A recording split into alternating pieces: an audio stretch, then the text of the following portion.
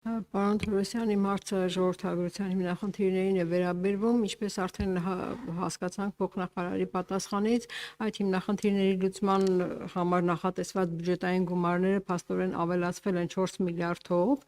5.1%-ով, բայց ըստ էության, ըստ նրա պատասխանի, միգուցե իր կարծիքով, միգուցե ինքը սխալվում էր, բայց հիմնականում ոչ թե նոր միջոցառումների, նոր ծառայությունների առաջարկի հաշվին, այլ եղած գործող ծրագրերի շահառուների թվականակի ավելացման հաշվին է այդ 4 միլիարդի ավելացումը։ Հիմա ես կուզեի հասկանալ, այդ գործող ծրագրերը այդ ոլորտում, այդ ուղղությամբ, ինչ արդյոք կատարվել է հետազոտություն, ինչ արդյունավետություն են ապահովել եւ արդյոք այդ ապահոված արդյունավետությունը այդ տեմպերը, որոնք որ ապահովել են այդ ծրագրերը, գործող ծրագրերը, բավարար են ժողովրդագրական խնդիրները լուծելու հիմնականում լուծելու համար եւ մի կարևոր հարց դուք քանի դեռ նախարար չէիք падգամավոր եղած ժամանակ ժողովրդագրական խնդիրների լուծման ոչ միայն դուք իհարկե ռազմավարությունը այդպես է կարևորում է ներգաղթը, բայց դուք որպես падգամավոր արտահայտեցիք հետեւյալ միտքը, որ այո ժողովրդագրության հիմնախնդիրը լուծման անհրաժեշտ հիմնախնդիր է եւ մենք պետք է հասկանանք, որ դրա համար կարևոր ուղղությունը ներգաղթը եւ մենք պետք է հասկանանք, որ ներգաղթողները պարտադիր չէ որ լինեն հայեր եւ դա կատարվեց ձեր հայտարարությունը կատարվեց գրեթե միաժամանակ երբ Ալիևը հայտարարեց 300,000 ադրբեջանցիների Հայաստանում վերաբնակեցվելու մասին արդյոք սա պատահականություն էր թե ոչ արդյոք դուք արդեն որպես նախարար եւ որպես ռազմավարության պատասխանատու իրապես գտնում եք որ Ալիևը ճիշտ է Ալիևի պահանջը 300,000 ադրբեջանցիների վերաբնակեցման պահանջը ճիշտ է, եթե այո, ինչ հիմնավորմամբ, եթե ոչ, ինչու չեք որևէ կերպ բարձրաձայնում, որ նման պահանջ հնչեցնելը առնվազն սխալ է։ Տիկին Գյուրեղյան, ինչքան էլ ուզեք, որ Ալիևի պահանջները կատարվեն, չեն կատարվելու։ Ինչքան ուզեք, ինչքան ուզում ա բարձրաձայնեք Ալիևի պահանջների մասին, տարբեր, այս պահանջի, մյուս պահանջի, Ալիևի խոսնակի կամ խոսափողի դեր, ինչքան ուզում ա տանեք, մեկը տեղի չեն ունենալու այդ պահանջները, այդ մեկ։ Եվ կարող եք պարզապես պրեսայի մամուլի մոնիտորինգ անել եւ տեսնել թե Ալիևի պահանջների մասին Հայաստանի Հանրապետություն ով է խոսում։ Ձեր խմբակցությունից զատ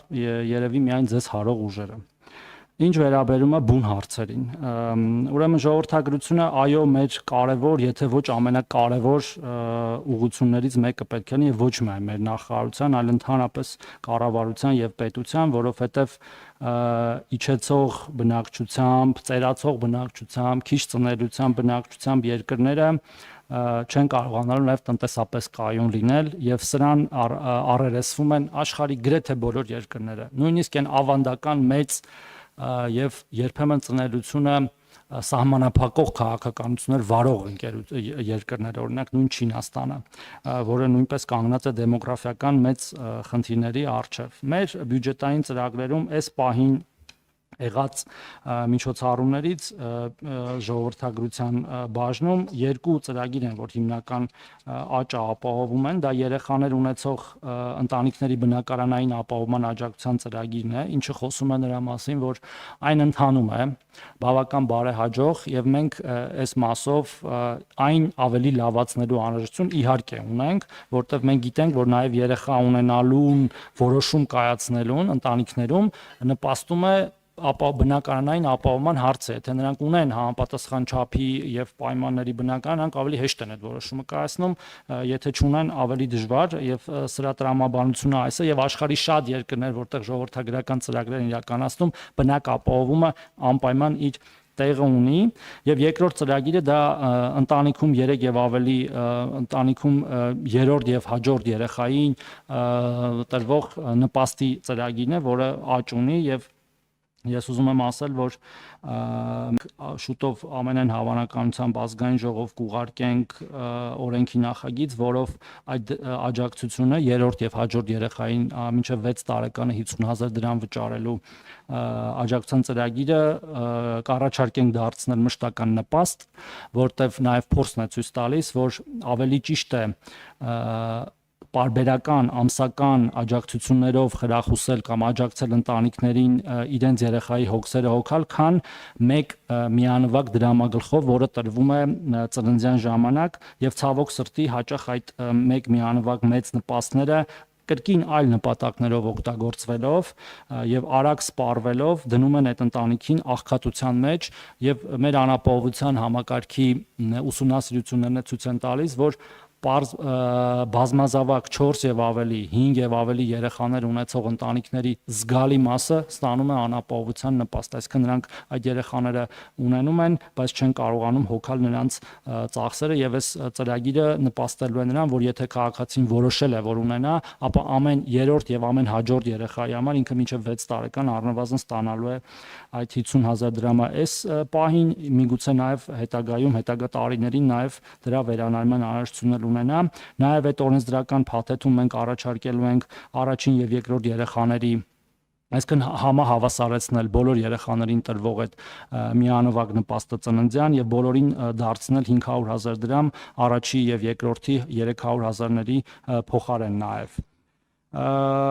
մի բան էլ հավելեմ, որ չչարաշահեմ,